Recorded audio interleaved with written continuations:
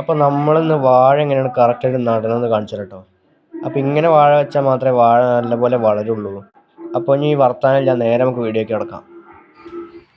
അപ്പോൾ ആദ്യം തന്നെ നമുക്ക് കുറച്ച് വട്ടം കൂട്ടി ഒരു കുഴി എടുക്കണം കേട്ടോ.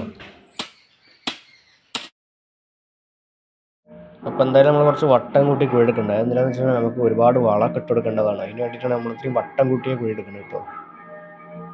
അപ്പോൾ ഈ വീഡിയോ ആരും സ്കിപ്പ് ചെയ്യരുത് കേട്ടോ. നമ്മൾ ഒരുപാട് വാഴയ്ക്ക് വേണ്ടിയിട്ടുള്ള കാര്യങ്ങളൊക്കെ ഇതിൽ പറയുന്നുണ്ട്. അത് നിങ്ങളാരും സ്കിപ്പ് ചെയ്യാണ്ട് കാണണം. അപ്പോൾ നമ്മൾ നടാൻ വേണ്ടി പോണത് നേന്ത്രവാഴയാണ് കേട്ടോ. അപ്പോൾ എന്തായാലും അത്യാവശ്യം കുറച്ച് വട്ടത്തിലുള്ളൊരു കുഴിയൊക്കെ എടുത്തിട്ട് നടുകയാണ് ഏറ്റവും നല്ലത്. ഇതിൻ്റെ 12 മാസമാണ് കേട്ടോ ഇതിൻ്റെ കുലയ്ക്കാനുള്ള സമയം. അപ്പോൾ നമ്മൾ ഒരുപാട് വലിയ വാഴകളൊന്നും എടുക്കാൻ നിൽക്കരുത്, ചെറുതെടുക്കണതാണ് ഏറ്റവും നല്ലത് കേട്ടോ.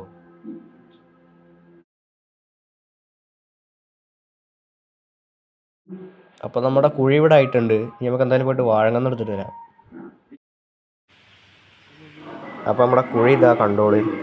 പിന്നെ ഒന്നും പോരായിട്ട് നമ്മൾ എടുത്തേക്കണ വാഴകന്ന് നിങ്ങൾ നോക്കിക്കുക, ഏറ്റവും ചെറിയ കന്നാണ് നമ്മൾ നോക്കിയെടുത്തിട്ടുള്ളത്. അത് നല്ല ആരോഗ്യമുള്ള കന്ന് തന്നെ കേട്ടോ. അപ്പോൾ ഇങ്ങനത്തെ കന്ന് വെച്ചെങ്കിൽ മാത്രമേ ഇത് ഉണ്ടാവുള്ളൂ, അല്ലാണ്ട് നമ്മൾ ഇത്രയും പണിയെടുത്തിട്ട് ഒരു കാര്യമില്ല. അപ്പോൾ നമ്മൾ ഇതേ രീതിക്ക് വെച്ചിട്ടുള്ള വേറൊരു ഇനത്തിൽപ്പെട്ട വാഴയാണ് ഈ കാണുന്നത്. ഇത് നല്ല തഴച്ചിട്ടാണ് വളർന്നിട്ടുള്ളത്.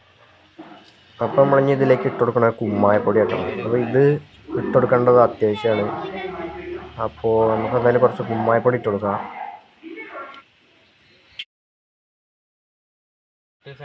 നമുക്ക് ഇതിൻ്റെ നടുവിലായിട്ട് ഈ വാഴക്കന്ന് നട്ടു കൊടുക്കാം കേട്ടോ. അപ്പം നമുക്കിതിന് ചുറ്റും കുറച്ച് മണ്ണിട്ട് കൊടുക്കാം കേട്ടോ. അപ്പം നമ്മൾ മൊത്തമായിട്ട് ഈ കുഴി മൂടാൻ പാടുള്ളതല്ല, കാരണം നമുക്ക് ഒരുപാട് വളങ്ങൾ ഇതിലിട്ട് കൊടുക്കുന്നുണ്ട്.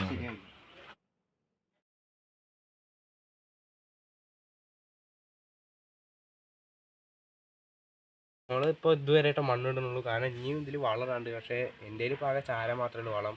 നിങ്ങളുടെ എന്ത് വളമാണുള്ളത് അതൊക്കെ നിങ്ങൾക്ക് ഇടാം. നമ്മൾ വാഴ ഒന്ന് വളർന്നു കഴിയുമ്പോൾ ഇനി വളം വാങ്ങും കേട്ടോ, ചാണകപ്പൊടിയൊക്കെ വാങ്ങും നമ്മൾ. അപ്പോൾ നമുക്ക് എന്തായാലും ഇത് ഇട്ട് കൊടുക്കാം.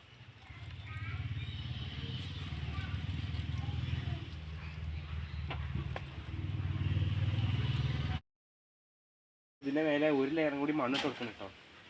എന്നിട്ട് നമ്മളിത് പച്ചിലൊക്കെ ഇട്ട് മൂടും. അത് വാഴ മുളച്ചിട്ട് നമ്മൾ ബാക്കി വളമൊക്കെ ഇടും കേട്ടോ.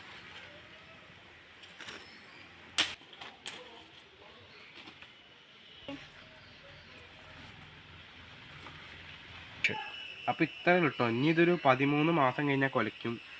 കുലച്ച് കഴിഞ്ഞാൽ എന്തൊക്കെ ചെയ്യേണ്ടത് നമ്മൾ അപ്പോൾ പറഞ്ഞുതരാം. ഇനിയിപ്പോൾ ഇത് ആകെ ചാണകപ്പൊടിയും കൂടി ഇട്ടാൽ മതി കേട്ടോ. അപ്പോൾ നമ്മളിനി 2-3 മാസം കൂടുമ്പോൾ ഇതിൽ വളമൊക്കെ ഇട്ടെടുക്കാം കേട്ടോ, എന്നാലും നമുക്ക് വലിയ കൊലയൊക്കെ കിട്ടുള്ളൂ. ഈ വീഡിയോ ഇത്ര കേട്ടോ. ഇഷ്ടപ്പെട്ട് കഴിഞ്ഞാൽ ഈ വീഡിയോക്ക് ലൈക്ക് തരിക, പിന്നെ ഞങ്ങളുടെ ചാനലിൽ കൂടി സബ്സ്ക്രൈബ് ചെയ്യുക. അപ്പോൾ ബൈ.